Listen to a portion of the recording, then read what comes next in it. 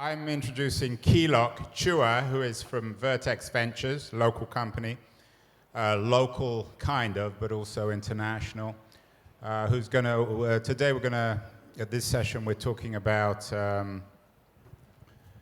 Singapore. We've had a morning where we've talked about Southeast Asia.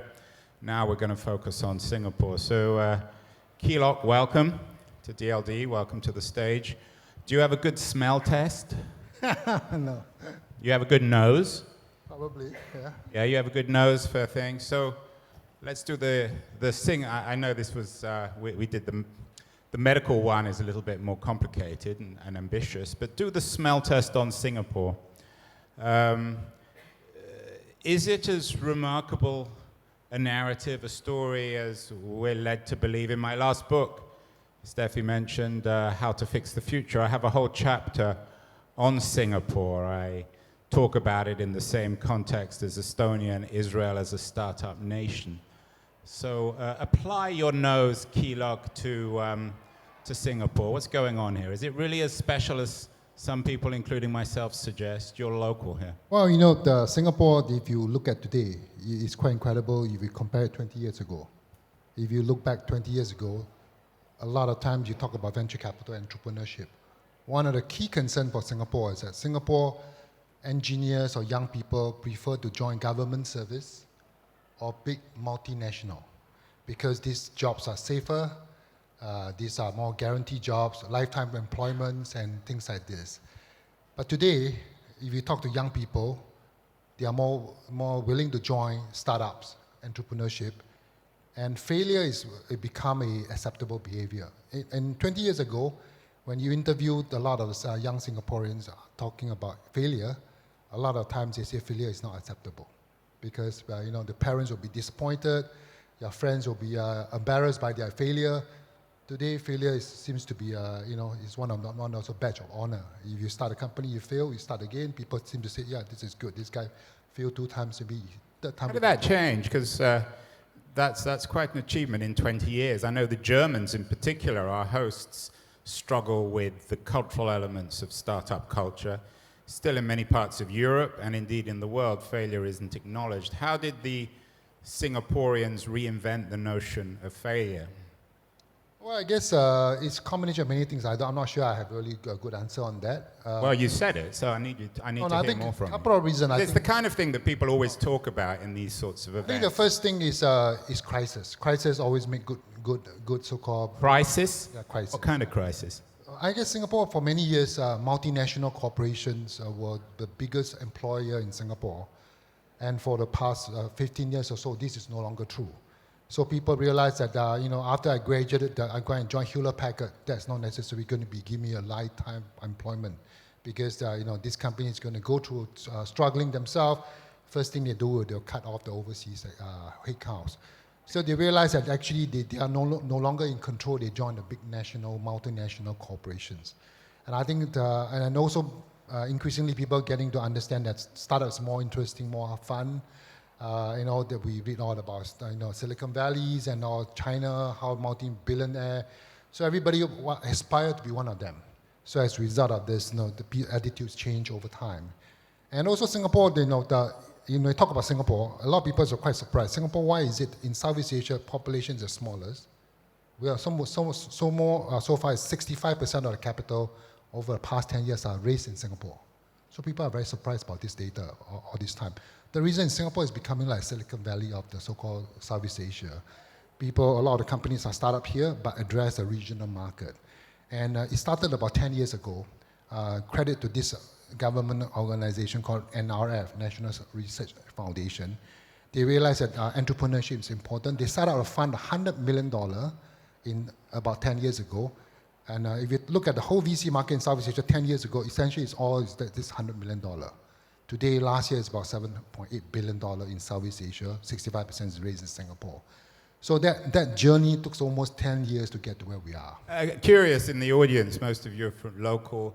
How many of you agree with Keylok that the idea of failure has now become accepted in Singapore? People accept it when entrepreneurs lose millions of dollars of their money.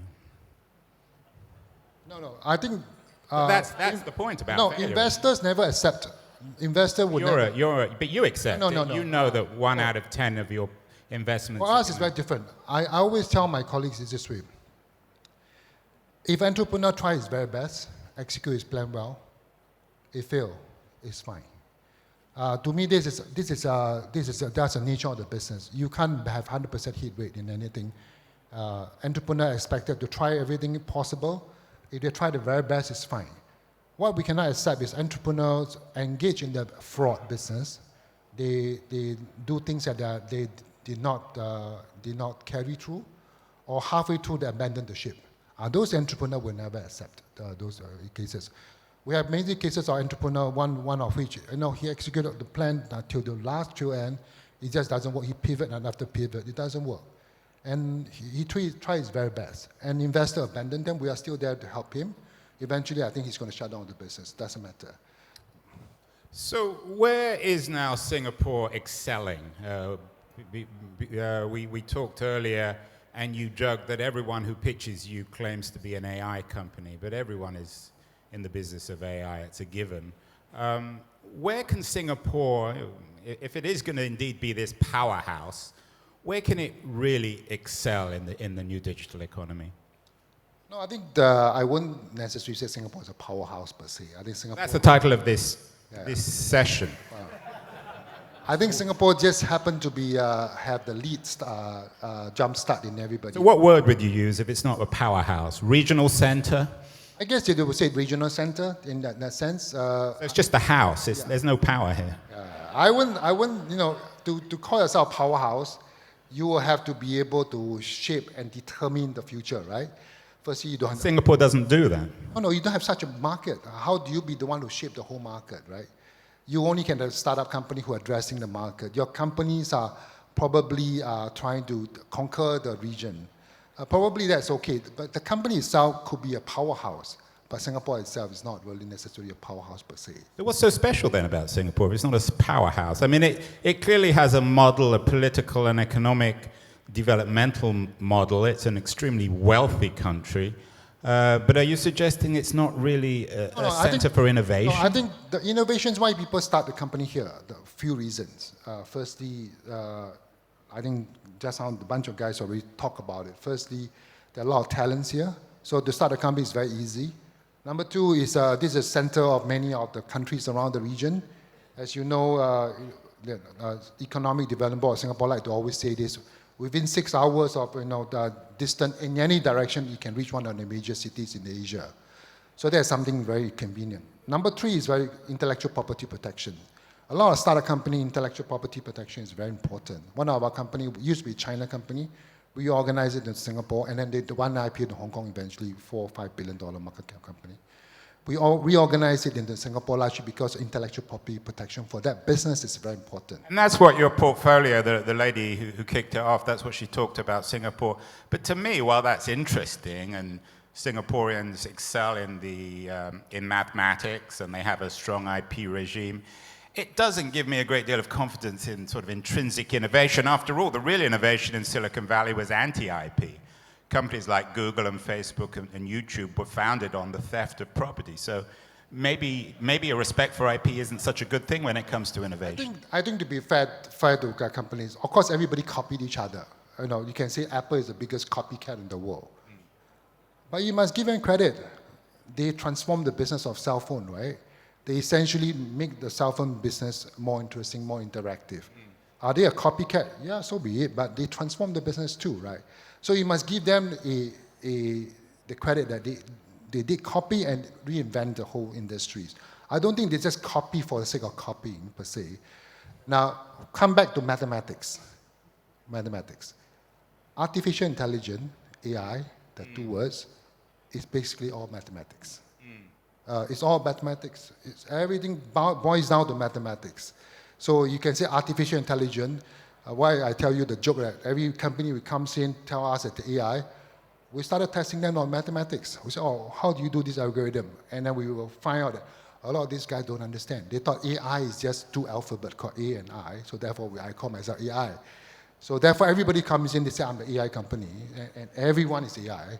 then we will have to figure out which is the real one or which is the fake. What you're saying then is that because of the strength of education in this country, it's a world leader, particularly in math, that Singapore could conceivably become the hub for AI because AI is essentially applied mathematics. Well, we hope to be that way, but how? But are you going to be that way? Are you going to be a powerhouse or just a house? But the problem with Singapore for the past 10 years, as you probably know, although mathematics has been very important, because we are a small country, for the past 10, 15 years, we also make one strategic mistake as a country. We decided that science and technology is important but not critical. So as a result of this, we don't encourage our young kids to study engineering anymore for the past 10, 15 years. And they discovered that a lot of the brilliant mathematicians end up studying PR. Oh dear, too much PR, not enough math. Yeah. There's a lot. No. Brilliant. My son, one of my sons, he have this friend who's straight A in science and mathematics, and he got a scholarship from one of the major companies in Singapore and went to US to study at one of this top engineering school. And I asked him, what did you study? He said, I studied marketing. I said, why? He said, marketing is easy and fun. So guess what happened now? This particular guy, he's now going to a master's degree again, and now he's trying to study science. And it's quite a bachelor's degree in marketing and now master's degree in some kind of science subject. It's kind of strange for me. But people are discovering that. So anyway, to come back to Singapore also make mistakes. So the past, if you go back and look at some of the recent publication, the government encouragement, they realized that this mistake. So now they realize that science and maths is important. So now they are going back. Every time you see a government guy standing out on the podium, they will say, we must have more engineers, we must have more mathematicians, we must have more scientists, and please do more, young kids, please go to this field. So now we are seeing more young kids are doing this. And one advantage of Singapore versus other big countries, we are a small country, we can make all these changes, incremental changes, quite easily, in a sense speaking, versus other big countries like Germany or USA. Yeah. Well, some people might say you can make the changes because you don't have the same kind of democratic infrastructure as countries in Europe or America, but that's another subject. Let's talk about smart cities and the way in which Singapore might become a pioneer for, shall we say, I know you don't like the term, big data or AI technocracies in the 21st century. Because after all, Singapore has been incredibly successful in terms of public policy, in the formation of a state and credibility and trust in government, and in the absence of corruption. So you're pioneering a new kind of political system. Not everyone likes that political system, but it's nonetheless one that's been extremely innovative and successful. So my question is, to what extent then is the real innovation in Singapore outside just startups, and more bound up with government and the relationship between the public and the private sectors? No, I think sometimes you have to be careful. Some of these government policies, I think they're trying to serve a purpose. We are relatively young, small countries. Things are readily available. So I think what we're trying to help ourselves is trying to move everybody up the technology curve, so that some are part of the basic services. This whole point about smart cities can be, this is the same idea about, we all go to bank today. We are old enough to be the same age. Many years ago, we go to bank, we go to a teller, and somebody serves us for about 10 to 15 minutes.